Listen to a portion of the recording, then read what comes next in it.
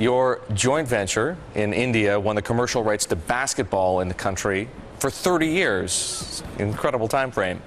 And it's not the first step you've taken in the country. So my first question is this, really. Why so much emphasis on India? Gosh, where to begin? It has 1.2 billion people. Its economy is growing at between 7 and 10% a year. There are more people in the Indian middle class than there are people in the United States. Think of that one for a second. And it's growing. Then, you know, most importantly, I was able to go into business with the right partner, just the perfect partner, which is Reliance Industries and Mukesh Ambani. And so I think we form a really felicitous kind of combination, because IMG has the expertise in sports and leagues and, you know, all the stuff that we do, and Reliance kind of has everything else in India. They're going to be able to create infrastructure. The whole idea of, you know, what are you doing this for, kind of pretty much gets answered by being in business with Reliance. If I were to go and say, well, we're partially doing it for the country of India, nobody would believe me. But he is, and therefore we are, because what's not in that announcement is we're going to start an elite academy there to train Indians to win Olympic medals and other things. So it's a very big, broad, long-term plan that we have. So you have a cricket league in India. This is about basketball. How can you be so sure? Cricket, I get. I mean, cricket is huge in India. We don't think much about Indians when we think about basketball. How can you be sure that basketball is going to take in India the way that it needs to for this to be a raging success? Well, you can't be sure, because it's going to take a while to get this going. But what you can be sure of is a couple things. 50% of the Indian population is under 25 years old. And somebody said to me the other day, the top 7 sports are cricket. Well, actually, probably the top 50 sports are cricket in India today. You have the internet, you have television, they know who Kobe Bryant is in India now. And they know who the famous soccer players are in India now, and other things. And, you know, over time, you get the infrastructure right, you get the rules in the league right. I'm not saying basketball is going to become cricket, but what I am saying is there's plenty of room for in India to add to cricket. The cricket, baseball used to be the only big sport in America. Well, it's not the case anymore. But it took decades for other sports to catch on. I mean, sports is a cultural thing. In China, the emergence of basketball is one thing, but we're talking about a centrally planned economy and society in China.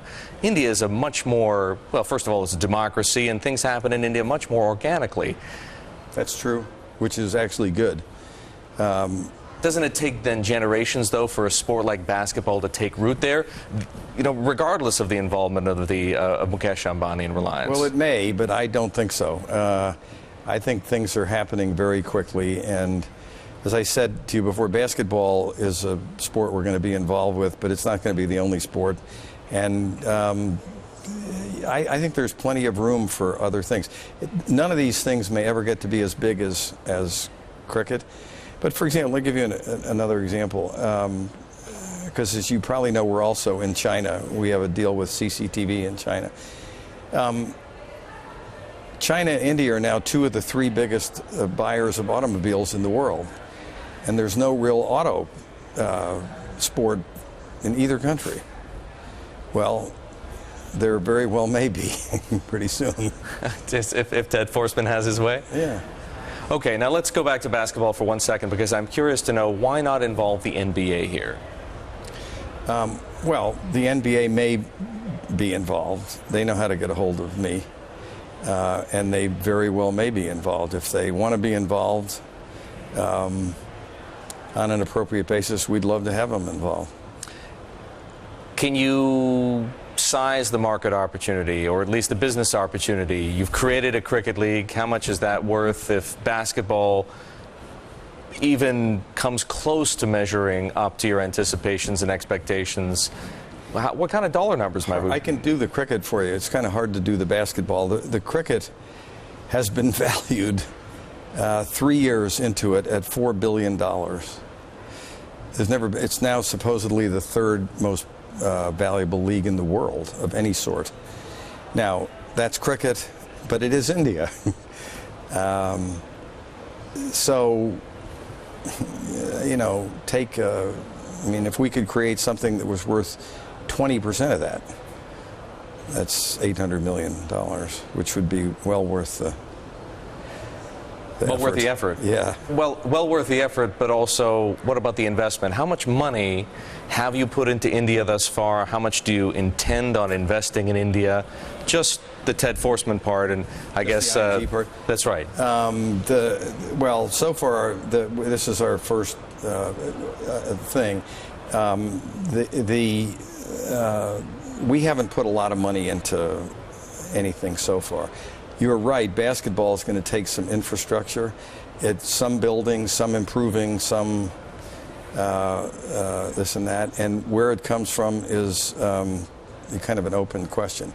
But let's say this, the joint venture has the ability to make that infrastructure happen. But let's talk, though, a bit more about how you pay for it. How would you propose paying for it? Would you somehow capitalize this entity independently? Would it be with debt? Would it be with equity? I'm just curious to know how you'd go about building this business. I think we'd use the IPL model. I think we intend to use the IPL model, which is to say that you sell franchises, you get appropriate people to own franchises, and then you know, who puts up the money for what becomes and who gets the money from the league and so forth becomes a matter of negotiation. Talk to me about doing business with Mukesh Ambani. What's it like? Great. Describe it. It's just fantastic. He's obviously incredibly successful, but he's very smart. He's you know, he's very involved in I think the right things. He's very involved with his family, his business, and his country. And I've never had a more engaging partner or a guy that's more fun to be in business with. How about this quirky part of his life? You know, let me put it this way. For someone like you who had a close relationship with his own brother, how do you deal, I guess, with the fact that Mukesh Ambani is in the midst of such a bitter feud with his brother? Well, I really don't deal with it at all because it's his. Doesn't affect your business relationship at all? No, not at all. Do you find it odd? No, I really haven't thought about it all that much. I mean, people have their own. We all have families, and you know, anybody that says that that there was nothing at all peculiar with any part of his family is probably not telling you the truth. Nothing unusual.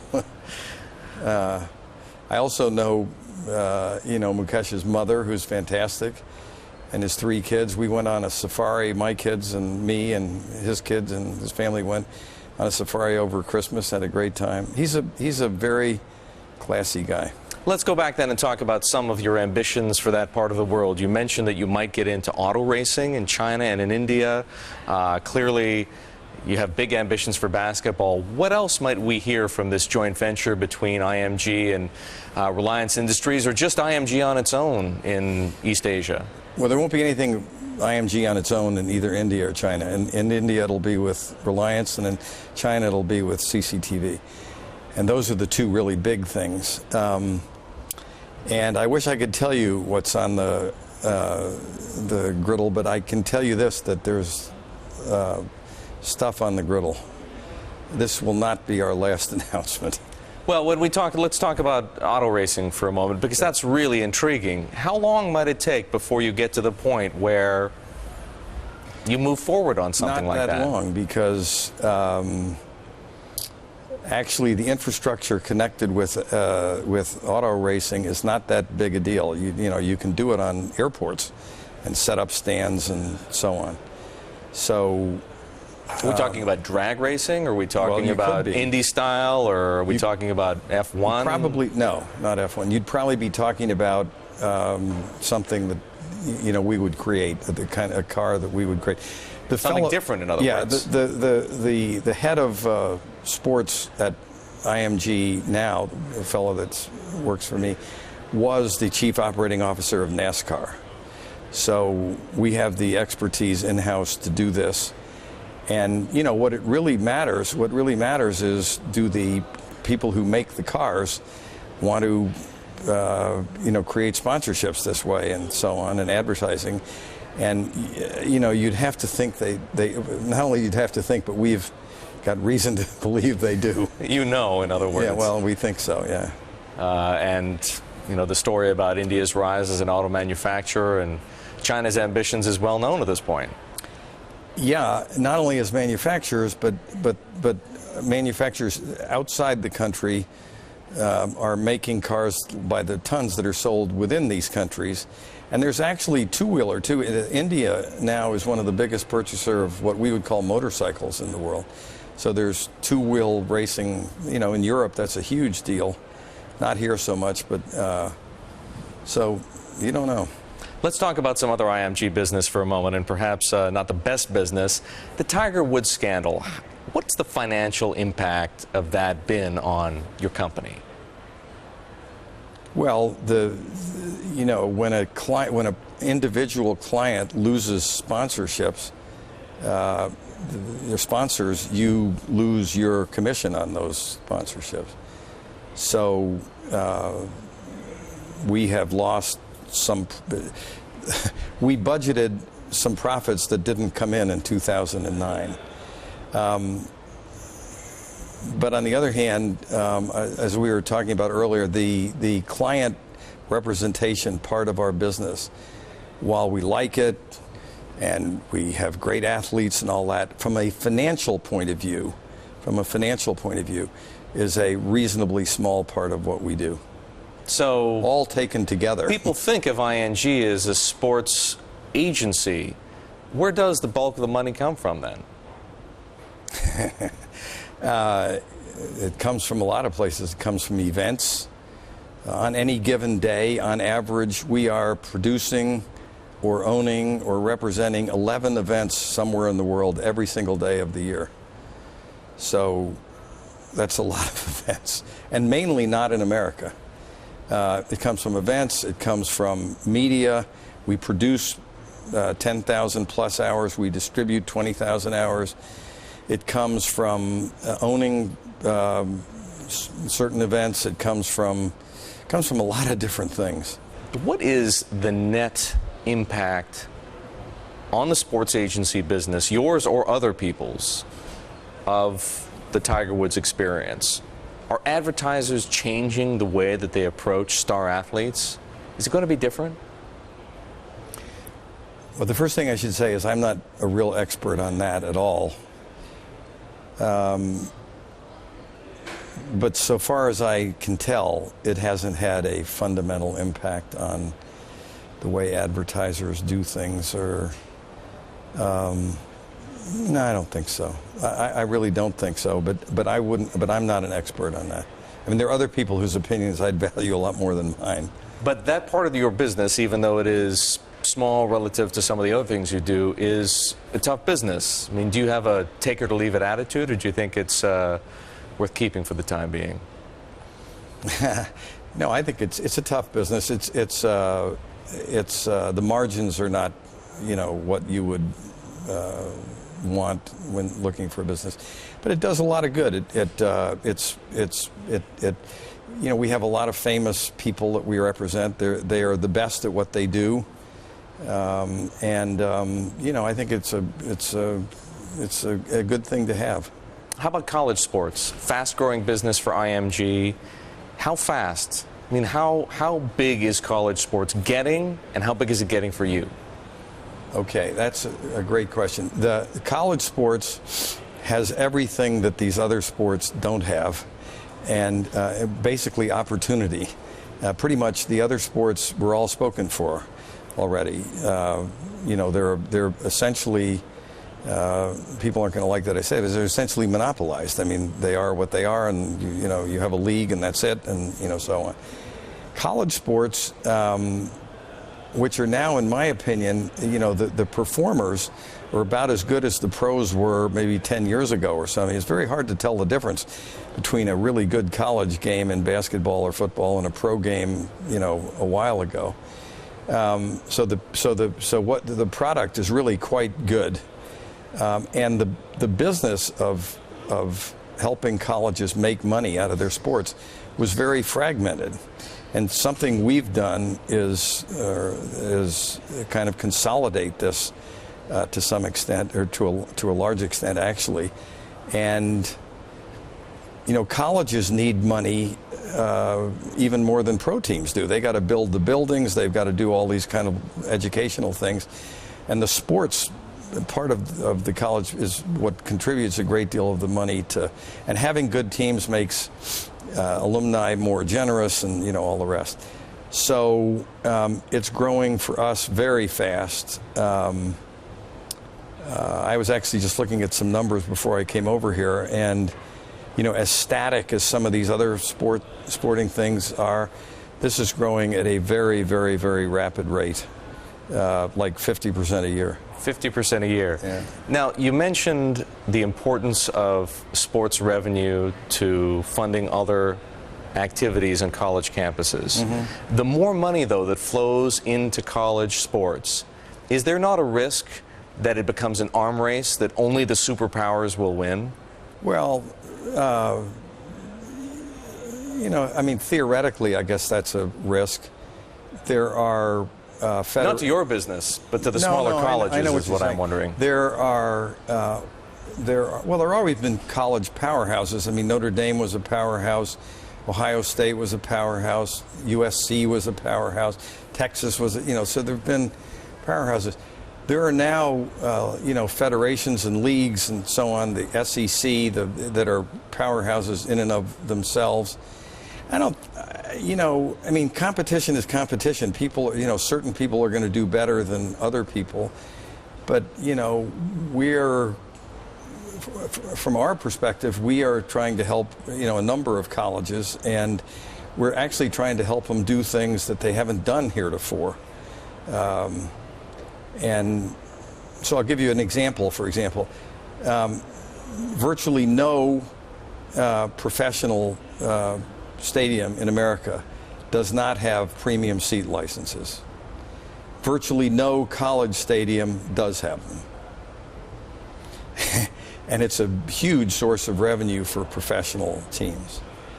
So, you know, we have a joint, this is something few people know about, we have a joint venture with the Yankees and the Cowboys, where we are going to colleges and universities saying, we can help you do PSLs in your stadiums. And we're beginning to get some traction and so on. Now that's going to be, I would say, 5 or 6 years from now, people will say, well, of course we have PSLs, okay? But right now, it's a brand new idea. Now, why are the Yankees and the Cowboys involved? Because they did their own.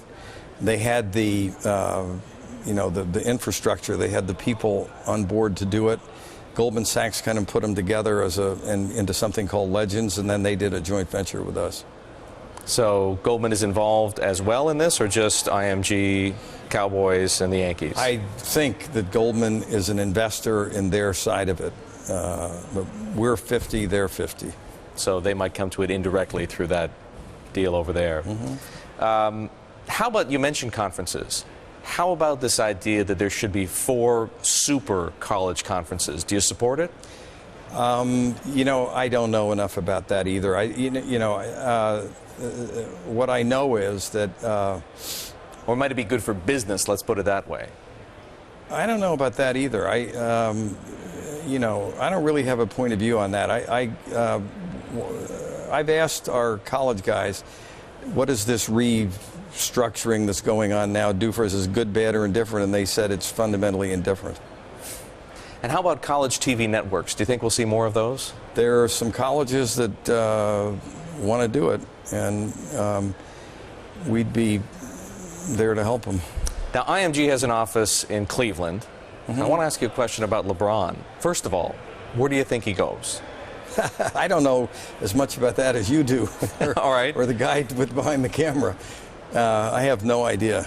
I mean, I'm a Knicks fan. I hope he comes to New York, but you know, I have no idea. How about Cleveland? Thinking about it from the perspective of IMG, the kind of business that you do there in Cleveland, and obviously the name that he has in the town and the dollars that he brings to Cleveland, how devastating an impact do you think his loss to Cleveland would be? I don't know. I mean, I think that I don't know. And my feeling, which is based on nothing, is that he's going to stay in Cleveland. But it's based on absolutely nothing at all. Just intuition. No. Going back to IMG for a moment, you've owned it for what, 6 years now? The only thing I can tell you, didn't ask about LeBron James. It's not really about LeBron James. There's a friend of mine. I have floor seats at the Knicks, and this fellow who owns 7 or 8 great restaurants in New York sits in back of me, and we suffer together for years and years and years. And he just opened a great restaurant which I couldn't get into. And I called him up and I said, if you can get me in tonight, I will promise you that I'll get LeBron to New York. So he did. We got the seats, and he called me the next day and he said, how are you going to get LeBron to New York? I said, well, I want to. And, you know, he wants to come. He said, he does? I said, yeah. Why? You don't think he does? And he said, LeBron James wants to come to New York? I said, no, not LeBron James. This is LeBron Schwartz. So you didn't ask, but it was a funny moment. All right, going back to IMG for a moment. 6 years, I think, now with IMG? I've run it for 4. Okay. What, if anything, would spur you to sell the business? My basic business has not been IMG. My basic business has been raising money, buying companies, making them better, and so forth. So probably the best known of which was Gulfstream. And when I sold it, it was a sad day for me. And we turned $200 million of equity and over $5 billion of profits. But it was a sad day because I didn't want to sell the company. There comes a time when the lines cross, when whatever it is you're doing doesn't have leverage in it. The next guy can run it as well as you. Or somebody offers you so much money that, you know, I do represent pension funds, you just can't turn it down. So I guess the answer to your question would be, you know, when the day comes that somebody offers me so much money that I can't turn it down is the day I sell it. But I have no present intention, just because people ask all the time, I have absolutely no present intention of selling it at all. You having fun? I am. I am now. We're building things as my bag. That's what I like to do. Let's move from IMG to some other things that aren't really related, but at least have something to do with your past life pre-IMG. You've seen 2 credit bubbles, maybe more in fact, but at least 2 big credit bubbles inflate and burst, and there have really been no meaningful changes in business practices when it comes to leverage. People still borrow more than they can afford, and when they can no longer afford to make the interest payments, they go belly up. And leverage is coming back once again. Credit is easy. The Federal Reserve is charging almost nothing for banks to borrow money. They're turning it around and giving it to some of these private equity funds that want to lever up before they make some of these multi-billion-dollar acquisitions. Are we just going to go back to where we were before, and where we were before that, to the 1980s? Another bubble that's going to burst? Well, one way of answering your question is, I wish we were just going to go back, because if there's another bubble that bursts, it's going to be worse than the last one. The entities that were too big to fail in 2008 are all doing the same thing, and they're much bigger than they were in 2008. Which ones scare you the most? Which precise places? Yeah, I mean, if you look at some of the players in the industry, whether it's on the buyout side, whether it's on the financing side, you know, I don't think the buyout guys are scary. You know, whether what they're doing is making adequate returns or not is a different question, but I don't think they're scary. When you get into when you pass from the hundreds of millions to the billions to the trillions, and you then arrive at something that I even know I heard the word before, the quadrillion, which is a multiple of trillions. And if you understand, for example, there have only been 1 billion minutes in 2,000 years. Minutes.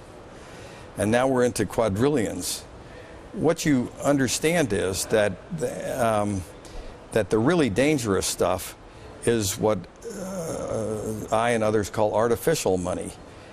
And that's these derivative things that perform. Sure, there are some derivatives that perform a financial function. We all know what they are. They're selling of oil futures and that kind of stuff. Hedging, I mean.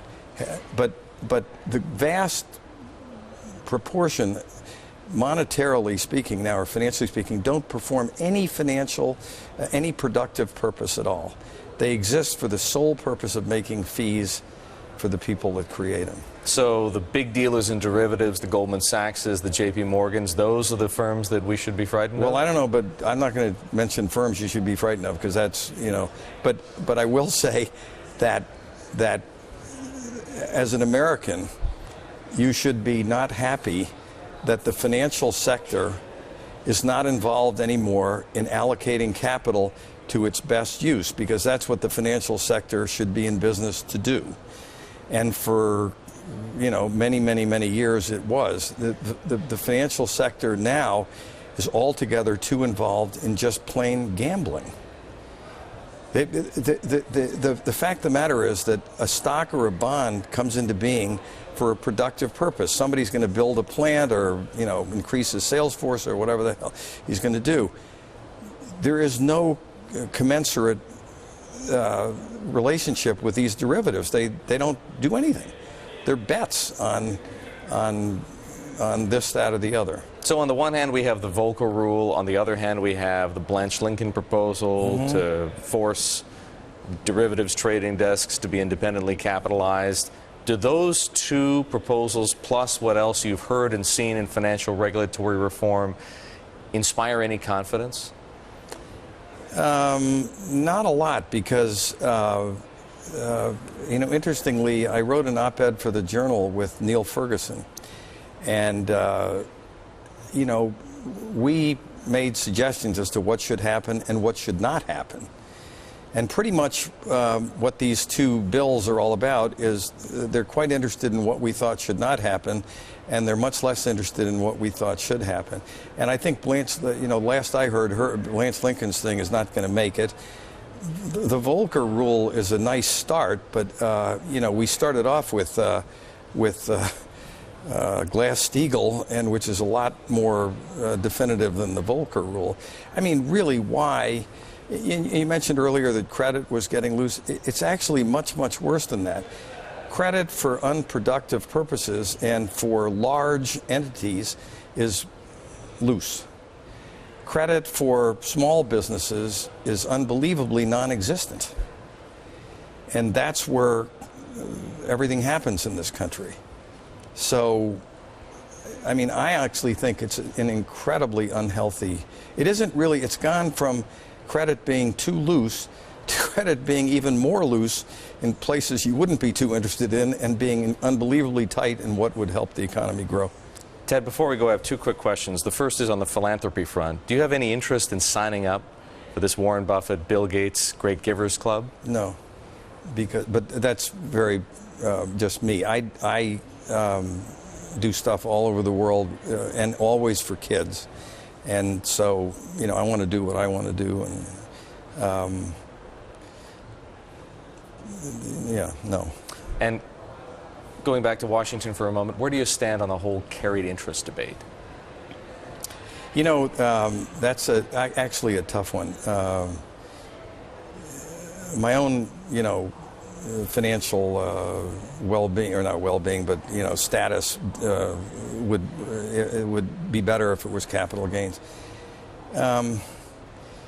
It's hard, it's kind of a hybrid. It really is kind of a hybrid. I mean, in the deals that I've done, I could lose money, and I think if you have to make an investment and you can lose money, I think there's a good, even though you're leveraged by your investors, I think there's a good argument to be made that it's somewhat capital gains to some extent anyhow. If you can't lose money, it's pretty hard to say that it's capital gains. My objection would be a little bit more to the whole area of higher taxes in general, rather than and then again, I think there's a big difference between a hedge fund and a venture capital fund, and I'm in neither one of them. So, but I think there's a big difference, very big difference.